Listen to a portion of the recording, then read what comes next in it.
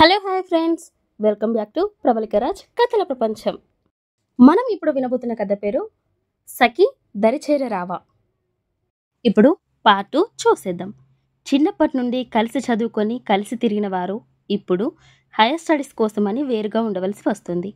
అలా వాళ్ళకి మొదట్లో కష్టంగా ఉన్నా తప్పక ఒకరికి ఒకరు దూరంగా ఉండడానికి అలవాటు పడ్డారు. కానీ రోజు వీలు కుదిరినప్పుడల్లా వీడియో కాల్స్ చాట్స్ చేసుకుంటూ ఉండేవారు. అలా 1 ఇయర్ గడిచిపోయింది. స్వీటీకి అప్పటికి కూడా హర్ష ప్రేమ విషయం తెలీదు. తనకి అక్కడ ఒక మంచి ఫ్రెండ్ దొరికాడు. మరి హర్ష అంత క్లోజ్ కాకపోయినా అతనితో కూడా బాగానే ఉండేది. ఇక్కడ హర్ష స్వీటీని తలుచుకుంటూ ఎలాగైనా బాగా చదివి సెటిల్ అయ్యాక అయినా తన ప్రేమ విషయం స్వీటీతో చెప్పాలని డిసైడ్ అయ్యి ఫోకస్ మొత్తం చదువుపైనే పెట్టాడు. మరో 2 ఇయర్స్ తర్వాత ఇంకో 1 ఇయర్లో ఇద్దరు స్టడీ కంప్లీట్ అవుతుంది అని అనుకుంటూ ఉండగా అప్పుడే స్వీటీకి ప్రపోజ్ చేస్తాడు కిషోర్. తనకి ఏం చెప్పాలో తెలియక మౌనంగా వచ్చేసిన స్వీటీ ఎగ్జామ్స్ అయ్యే వరకు సైలెంట్గా ఉండి ఎగ్జామ్స్ అవ్వగానే హర్షతో కిషోర్ తనకి ప్రపోజ్ చేసిన విషయం చెబుతుంది. ఆ విషయం విన్న హర్ష చాలా బాధగా ఆయన కష్టంగా నోరు తెరిచి, మరి నీకు కూడా కిషోర్ అంటే ఇష్టమా? ఏం చెప్పావు అతనికి? అతని ప్రేమని ఒప్పుకున్నావా అని అడుగుతాడు. లేదురా, ఇప్పటి వరకు నేను అతనితో ఏం చెప్పలేదు. ఇంక ఎలాగో ఇక్కడ స్టడీస్ అయిపోయాయి కాబట్టి అందరం ఇండియా వచ్చేస్తాం.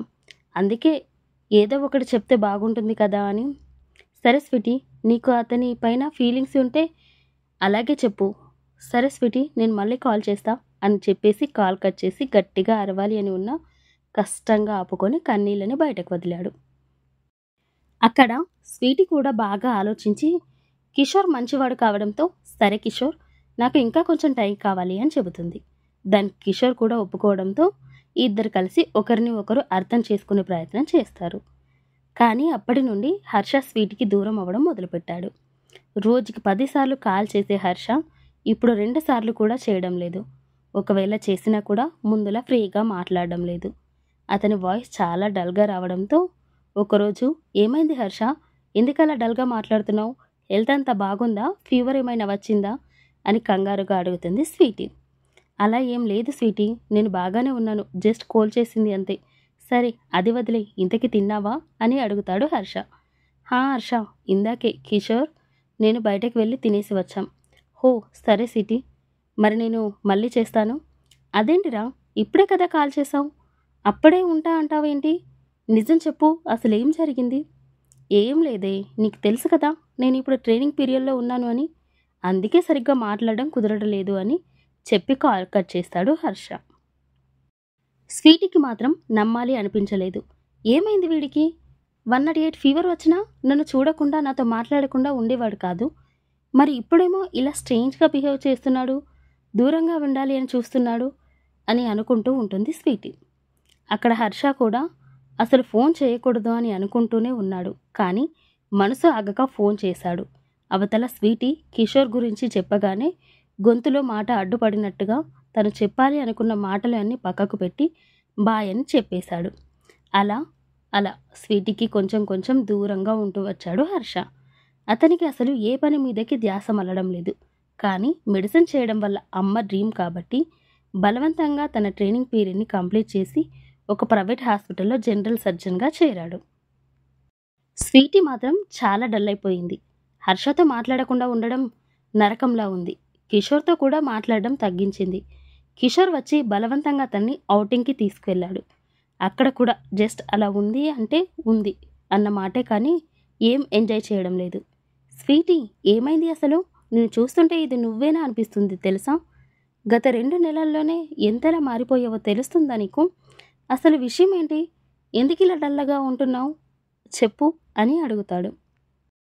అది కిషోర్, నీకు తెలుసు కదా హర్ష, వాడు నాతో మాట్లాడడం లేదు.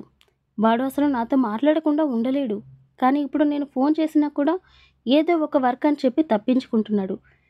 చిన్నప్పటి నుండి నేను వాడితో మాట్లాడకుండా ఉన్నదే లేదు, కానీ ఇప్పుడే అని అంటూ కంటతడి పెట్టుకుంటుంది.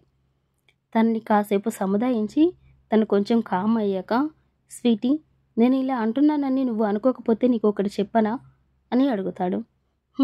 చెప్పు కిషోర్ అని కళ్ళనీళ్ళు తుడుచుకుంటూ అంటుంది స్వీటీ.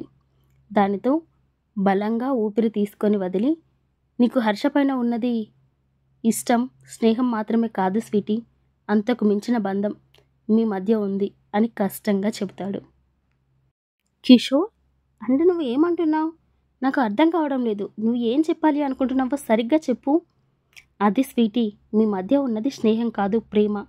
కానీ అది మీ ఇద్దరికీ అర్థం అవ్వడం లేదు. నేను నిన్ను ప్రేమించాను, కానీ నా ప్రేమ కంటే మీ ప్రేమ గొప్పది.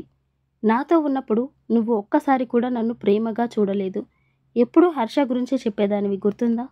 అందుకే చెప్తున్నాను స్వీటీ, బాగా ఆలోచించి మంచి డిసిషన్ తీసుకో అని చెప్పి అక్కడి నుండి వెళ్ళిపోతాడు. కాసేపు అలానే ఒంటరిగా కూర్చున్న స్వీటీకి కిషోర్ మాటల్లో నిజం కనిపించేసరికి వెంటనే అక్కడి నుండి రూమ్కి వెళ్ళి ఆ తర్వాత ఆన్లైన్లో మరుసటి రోజుకి టికెట్స్ బుక్ చేసి అన్నీ సర్దేసుకొని హర్ష గురించి ఆలోచిస్తూ నిద్రలోకి జారుకుంటుంది. ఇటు హర్షకి ఒక సంబంధం వస్తుంది. మరుసటి రోజే అమ్మాయి ఇంటికి పెళ్లి చూపులకి వెళ్ళాలి అని వర్షిని ఇంకా వాళ్ళ నాన్న ఇప్పటి నుండి ఏర్పాట్లు అన్నీ చేయిస్తూ ఉన్నారు. ఇంతకీ పెళ్లి చూపుల్లో ఏం జరగబోతుంది? హర్షాన్ని ప్రేమిస్తున్నాను అని రియలైజ్ అయిన స్వీటీ తన ప్రేమ విషయం హర్షతో చెబుతుందా, లేదా హర్ష పెళ్లి చూపుల విషయం తెలిసి తన ప్రేమను చెప్పకుండానే ఊరుకుంటుందా? నెక్స్ట్ పార్ట్లో తెలుసుకుందాం. Thank you for listening all.